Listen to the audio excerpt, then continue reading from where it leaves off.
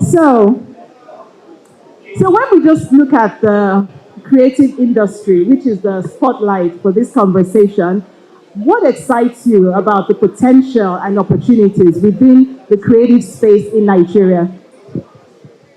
First of all, good evening, everyone. I know we're all very creative, and I know creative people are very passionate, and part of that passion is about communication, but it is very, very important for us to sort of concentrate and listen to this conversation, because it is something that really pertains to how we can build this industry.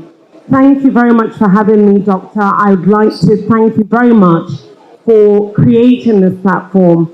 This platform is very important because it's a convergence whereby creatives can meet people that have interest in investing in the industry. So thank you very much for that.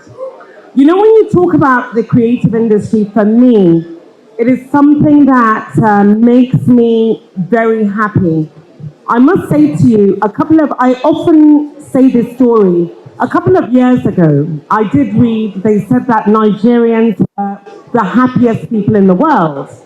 And I couldn't understand it at that point, because I go back to my community and I feel, you know, there's a lot of poverty, there's a lot of destruction, and I couldn't understand why Nigerians will be characterized as the most happiest in the world. It was not until I became Minister of Art, Culture and Creative Economy, it clicked to me. You see, as Nigerians, one thing that we know, part of our identity is our creativity. When you talk about music, film, dance, fashion, craft, that is our happy place. You spoke about having the best portfolio. I really do think that I have the best portfolio. Thank God I'm not in charge of the economy. Thank God I'm not in charge of fuel subsidy. When I was given this portfolio, I was very gladdened, because I felt this is one of the areas that I could really make a difference. The President, President Bola Ahmed Tinubu, wants to diversify away from oil and the normal means of growth. So he looked into areas that would be able to create some sort of future for generations. And I think digital economy, blue economy, but especially creative economy is where it's at. We all know at the moment now, you know, Nigeria is at the top front of creativity. The whole world is interested in Nigerian talent. No matter which country you go to in the world, you're gonna hear Afrobeats, you're gonna hear Nigerian music, you're gonna see Nigerian fashion, you're gonna see a Nigerian movie. There's a lot of interest in Nigerian talent, and we have so much content. One of the greatest joys for me at the moment is having to travel and interact with people all across the country. 240 different tribes, 240 different languages, as different and as diverse, I often say, as German and Japanese. And I see a real estate in that. I see that as part of our strength. So it's really about us looking at the potential abound within this industry. The creative industry, as was said earlier on, is $1 billion industry.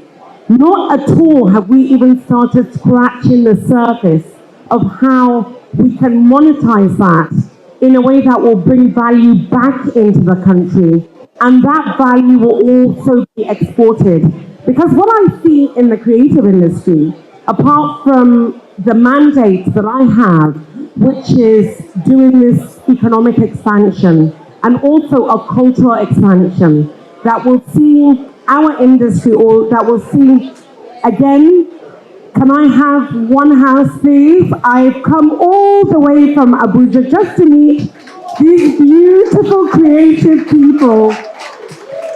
And I'm so glad that I've been here just to meet you, and I'm really looking forward to interacting with you more. But this is a very important conversation, because for the first time in Nigeria, administration and government has shown a keen interest in having a handshake with people within the industry. You look at what South Korea have done.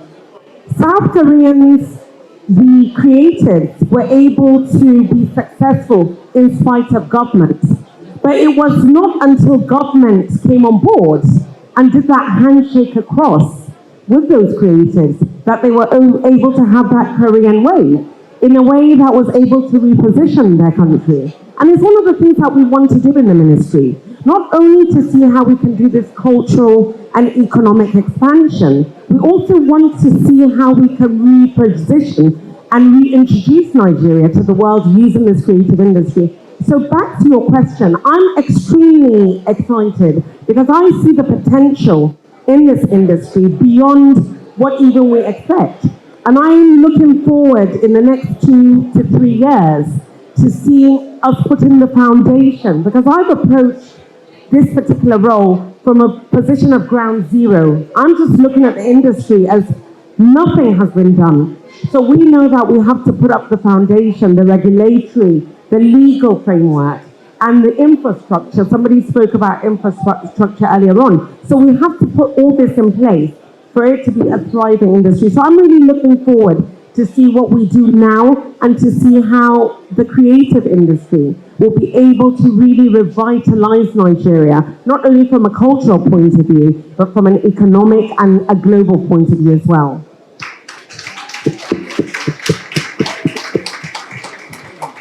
That's very well said, Minister. Thank you so much for that. And you made some very important points. You talked about diversifying the economy and the fact that what we have today, one of the great attributes that we have is just our cultural heritage and the creativity.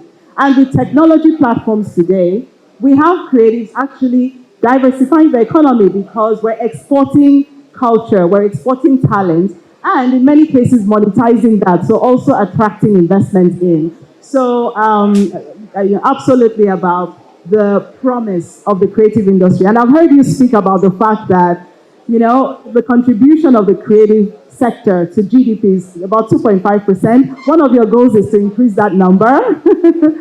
And you talked about some of the programs you're looking to put in place. So it would be great to know from you around some of the things that you're looking to put in place to really help grow and drive the creative sector. Well, thank you for that question. Like I said, first and foremost, we have to put up a fortified foundation. And in doing that, we have to do legal and regulatory framework. Somebody spoke about IP securitization and protection. I think that is absolutely key because we must put in a system whereby investors have the confidence that they're able to invest into the space. And also creatives will have the confidence to be able to create music and create their content. And at the same time, maybe even use their IP. We're going to start in every single region. We're going to spread that to every single state. We're going to hopefully spread that to every single senatorial district so that we can really reach the grassroots. And, Nigerians will have the opportunity to sort of have that human capacity building that they need. And at the same time, I think creators in the industry need support. And this is why government is here to give that support. We're looking at setting up endowment funds because many people have the talent, some even have the capacity, right, to go global, but they just don't have the financial backing, they don't have the support. So we're talking to different institutions to see how we can set up an endowment fund whereby creators will be able to sort of, they will be able to benefit from. And at the same time, we're looking to be a sort of convergence point whereby we can do PPPs, we can bring investment, because no matter how talented you are as an individual within the creative space, government has a reach and a network and an access that individuals don't have. And basically, that's what we're here to do. One of the most exciting things that has happened since I've become a minister I'm a little bit of an artist, though I'm a lawyer, as you'd know. But I do art, I do poetry, and I've written, I write at the same time. But by no means am I a great creative. So what I've decided to do is to sort of populate the ministry and those that are going to help me build policy with people within the creative space. Earlier on, you were supposed to have Obi Asika. We have the likes of Obi Asika, Ali Nuhu, Aisha Auki, Tola Akere, who's sitting right here. She's the DG of the National Theatre. I brought in people within the creative space.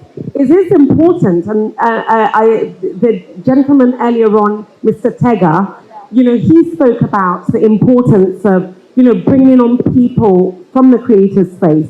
This is what I strive to do because they know what is needed within the industry. They care about the industry. For me, it's a job that's going to expire in 4 years, right? But for the people in the creative industry, that's their livelihood.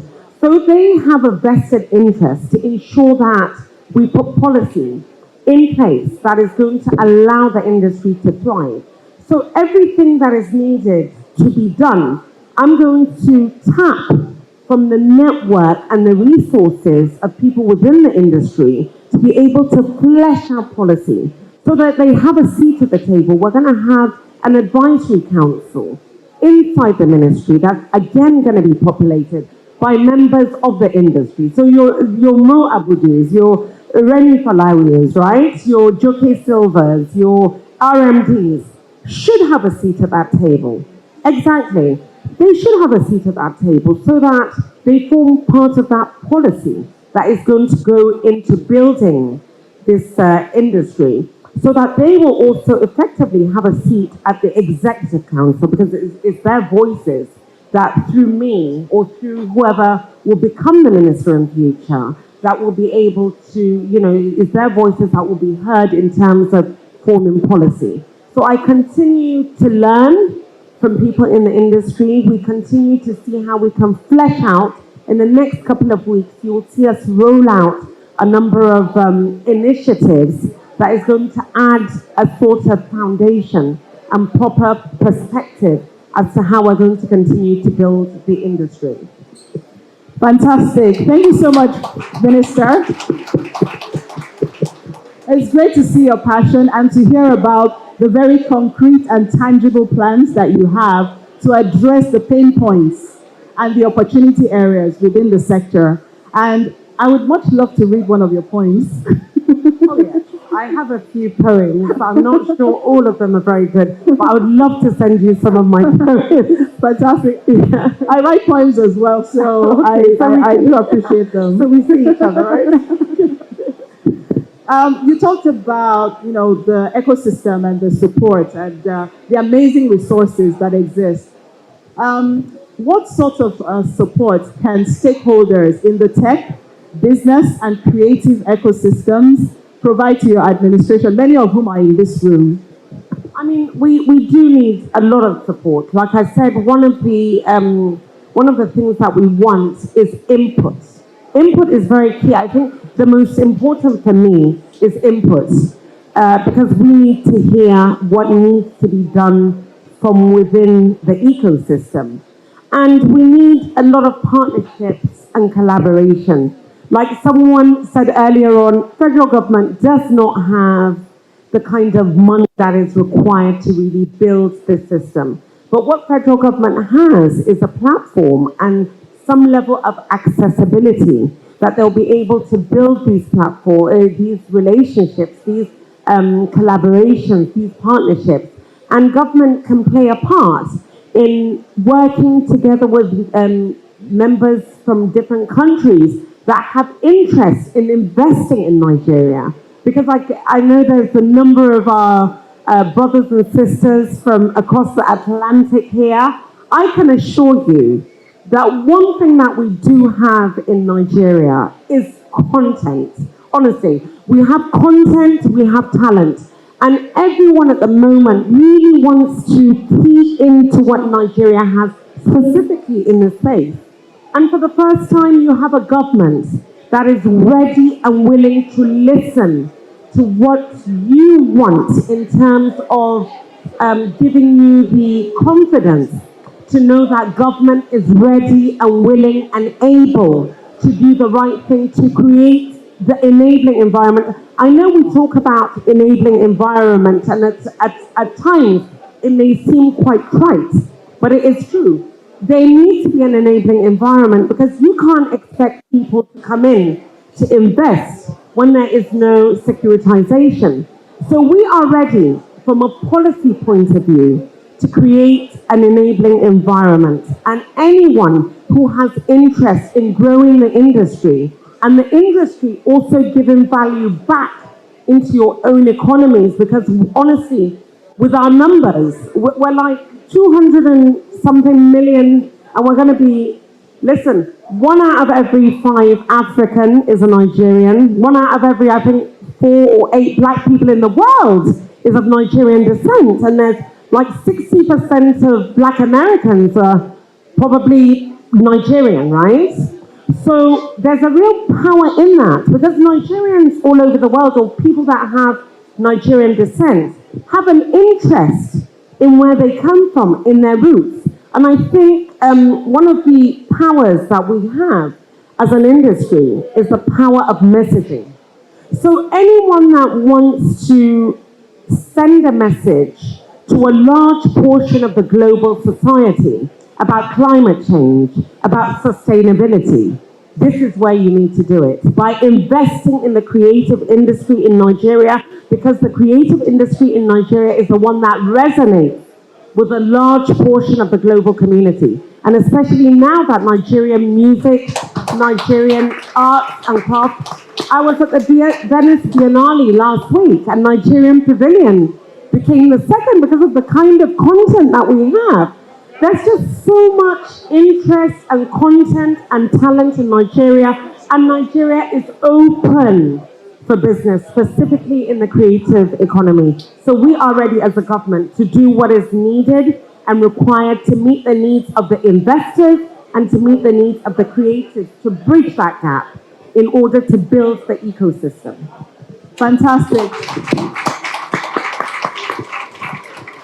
Very well said. Thank you so much, Minister. So I'm going to open up for just one question. It's great to have the Minister with us, and so we'll avail ourselves of the opportunity to ask one question.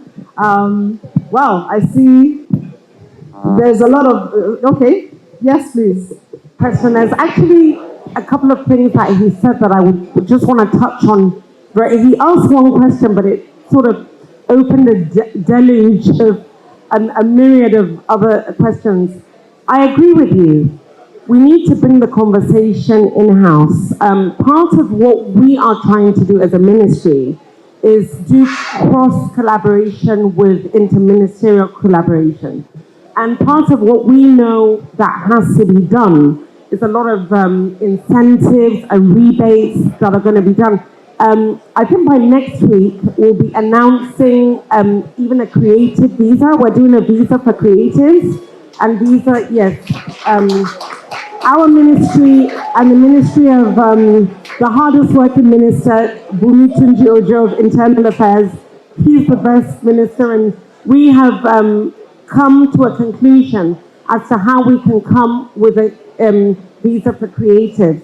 Because, like I said, we need to create an enabling environment. We cannot expect people to bring the conversation in-house when we don't have that enabling environment. So the issue of the infrastructure that I spoke about, the issue of IP protection, we have a number of projects that we're doing that is going to force the conversation to come back into Nigeria.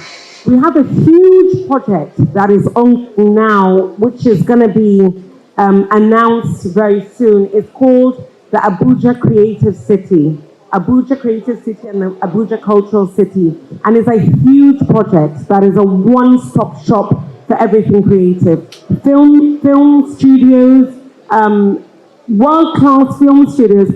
I'm sorry, my brother, Hollywood is coming, Silicon Valley is coming to Niger, right? We have the land in Abuja, and we have identified a beautiful piece of land that we're going to do a creative city. whereby there will be a representation of the 49 subsectors across the spectrum of creative economy. So that way, we're going to force the conversation to come into Nigeria. Everything that needs to be done from a governmental point of view to create that enabling environment, such as giving the rebates, such as giving the tax incentives that will encourage people to bring their equipment into Nigeria, building arenas, building cinemas. I have a fantastic young man that is in charge of Video Census Board, Dr. Shuaib Hussein, who's absolutely incredible. And we're coming up cinemas, every single village, local government, 772 local governments in Nigeria is going to have cinemas. Imagine what we can do when they see the kind of money that is being made locally because of that enabling environment. It's going to encourage others to want to come into Nigeria to do the business of creating and expanding the creative industry. So I think there's a lot, and I look forward to this continued conversation because there's just so much that the creative industry is going to do. And in the next couple of weeks, you will see the ministry roll out a number of initiatives that's going to encourage the conversation to come back into Nigeria. And the first one, like I said, that's going to be announced, I think, next week, is the creative visa that will allow creators, because I know there's a lot of bottleneck in terms of bringing creators into the country is very difficult. But by the time you do that, you sort of open up that red tape that disallows the people in the industry to thrive.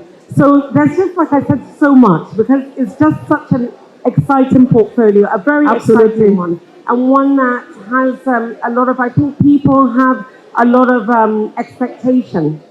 So I'm here ready to speak, to do what is necessary, to take some of the acts and some of the redundant and obsolete laws, to update them, to ensure that that creative industry is given the enabling environment for it to continue to thrive.